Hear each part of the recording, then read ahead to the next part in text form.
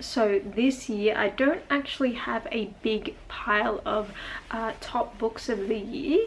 Let me actually double check how many books I read this year. So I read 38 books throughout the year. I don't, as you all know, or maybe you don't, but I don't like to set Goodreads goals that much. I don't really like to, I kind of set them.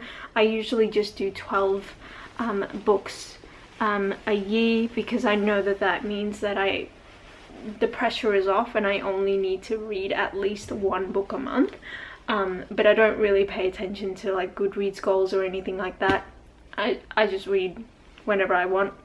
So I only read 38 books, which I think it's pretty much around the same as every other year. I usually read around about 30-ish books, and that's kind of just to do with the pace that I read and everything like that. I don't really like to put a lot of pressure in how many books I need to read within a year. So yeah, I only have 5 books. These are not in any particular order except for the order that I read them in. So the first book that I want to mention for my top books of 2023 is of course The Duchess Deal by Tessa. This is a historical romance. This was pretty much my first ever historical romance book. I started reading historical romance this year and I really enjoyed it.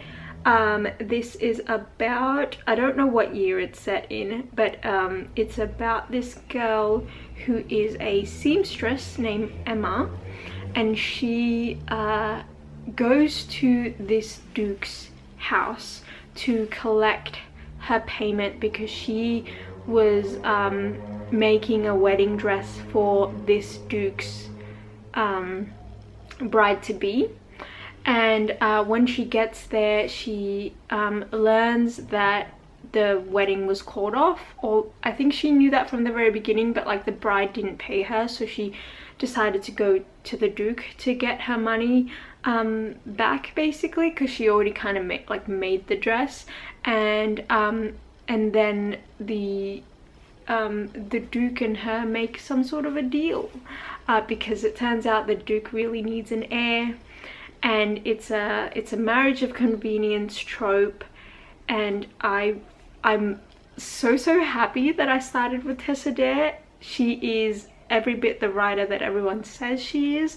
I really like her writing style. I really like her plots. They're so fun and lighthearted, and yeah, I really enjoyed this one. I think I did a reading vlog on this. I don't remember if I went too into the whole plot, but I think it's called like my first time reading historical fiction or something. So if you want to check that out, I will leave the link to it down below. Alright, so the next book on this list, again, I have a book review on this, but it is the book Dark Matter by Michelle Paver. This is a horror book. I know it's completely different to the last book, but this is a horror book about this man who, it's set in the 1930s, I think, and it's about this man who is a little bit down on his luck, and he is sort of, he sees this ad about going on this particular expedition up to the Arctic, and all he has to, like, you know, when they go on these expeditions, each person has their own particular job and their own particular role, and his role is to be the communications expert. So he's the one that has to like send out a message every once in a while to the, I don't know, the mainland or the base camp or something, about what they've found and everything like that. So when he gets there, spooky things start happening. It's really atmospheric. It's very eerie and creepy, and I really enjoyed this book. I did do a full book review on it. It's spoiler free. I talk more about it in that if you're interested. Next, I have another historical romance. This is an author that I've heard about and I wanted to try her out, and that is The Viscount Who Loved Me by Julia Quinn. This year I did a whole book review on the Bridgerton, the original Bridgerton series. I know that there are like spin-offs and prequels and things like that. I only read the original, starting with The Duke and I, and then this is the second book in that series. I don't think you need to necessarily read the books in order or anything like that. That's kind of the same with Tessa's book. You don't need to read these historical fictions in order.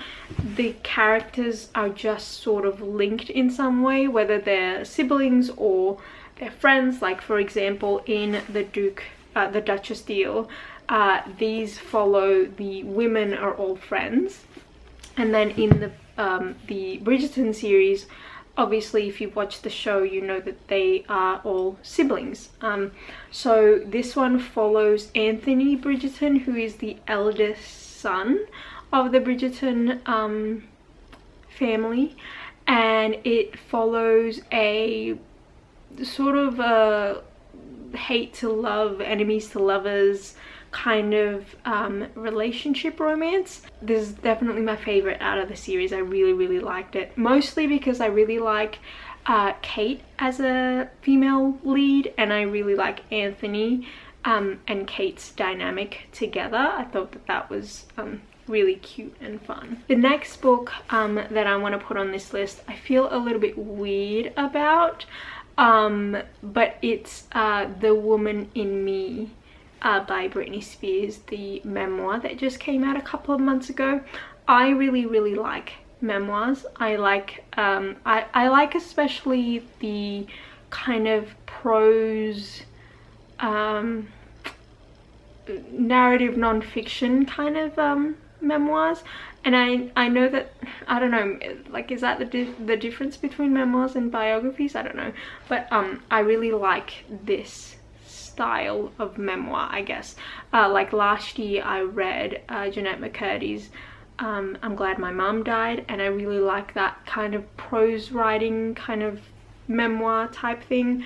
And so I listened to, I don't have a physical copy of it, but I listened to this on audio and I really liked it, which I find really weird saying that because it's not a very fun story, but yeah, I really enjoyed listening to it. It made me really emotional towards the end, and I don't know if it's because I read it at a certain specific time. There was a lot going on, and yeah, I just really enjoyed this one. I think what also made it worse for me was I finished reading the book, and then for whatever reason I wanted to listen to Matilda by Harry Styles, and yeah, I was not okay. So I really enjoyed this memoir. If you haven't read it and you're curious about what she went through, basically, I think this is a really good book. And lastly, I have a book that I just finished a couple of weeks ago, and I'm actually reading the sequel to it, but that book is Once Upon a Broken Heart by Stephanie Garber. This is a fantasy book. This is the only fantasy book on this list. I think it might be the only fantasy book I read this year. Oh, actually, I don't remember if I read any more fantasies this year. I can't remember, but I don't read a lot of them, but I really like this one. This one, I did a whole reading vlog on it, if you're interested, but it follows our main girl, Evangeline Fox. She is sort of, in the beginning of the story, it's hard to explain, she kind of is trying to get her true love back, because she was in a secret relationship with this guy, and then once they were like ready to come out and like tell everyone that they were together, he all of a sudden cuts all communication and is apparently marrying her stepsister, and she's convinced that he's been cursed. So she goes out to find this creature.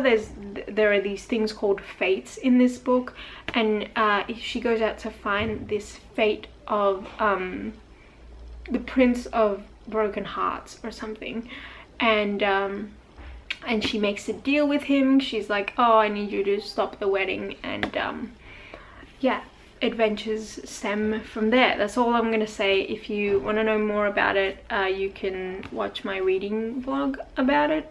But yeah, I really enjoyed this book. I'm currently reading the second one, and I'm not 100% ready for it because I feel like a lot's gonna happen, because a lot happened in this book. So yeah, so that is all the books. That is all the 5 books that I really enjoyed this year. Let me know down in the comments if you read any of these books and what you thought, and also share with me some books that you read as well, because sometimes I use that for recommendations for my reading list for next year.